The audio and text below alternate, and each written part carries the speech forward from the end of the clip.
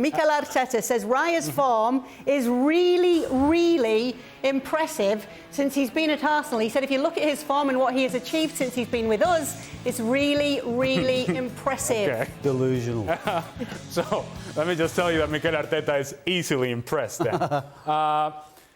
It doesn't matter. It's amazing with coaches. It doesn't matter what level of coaching we're talking about here. When you make a decision and that decision receives some pushback, you spend the rest of your life justifying your decision and supporting your decision and making sure that people believe what you have to say about that decision. It's exactly what's happening here. He made the decision to play David Raya, right? There was pushback, and there continues to be pushback on that. You know why there's pushback on that? Because he hasn't been really, really impressive. He hasn't been really, really good. Do you agree, Nadem? Yeah, I think I would have to be honest. I think Arteta tries to be very positive overall with these players. He was very positive at the start of the season with Havertz when he was receiving a ton of criticism as well. But this Raya situation, like the highlights you've just put up, we've just seen him make 2 huge mistakes. So for somebody to say your form is really impressive, it's like, well, did that happen then? It's almost as if he's trying to gaslight you into believing that everything's all right and everything's rosy. I think even Raya himself will know that his form's not been impressive, because if this is his standard, then he's probably not good enough to beat Arsenal. And I'm sure he knows he can play better.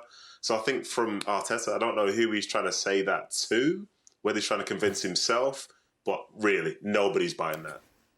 If he had been really, really impressive, Mikel Arteta would not need to say that. Stevie would have liked to have said more on this. He's upset that his name wasn't first out of the hat, because that's what you would have picked, right? Arteta on Raya? Oh, absolutely.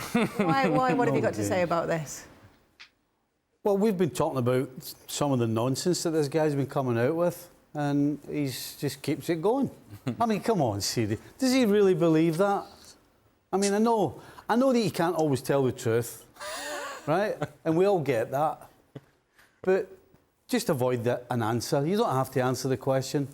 But if you're going to answer it, don't treat us all as we're stupid.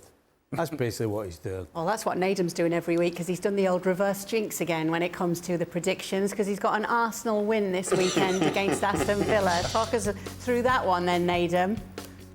Oh, sorry, you guys didn't send me your predictions first. If we were all doing the draw thing, I would have gone draw as well. No, I think for this game itself, Villa have been magnificent. I think these 13 or 14 wins in a row at home, seeing the way they dominated Man City from start to finish the other day.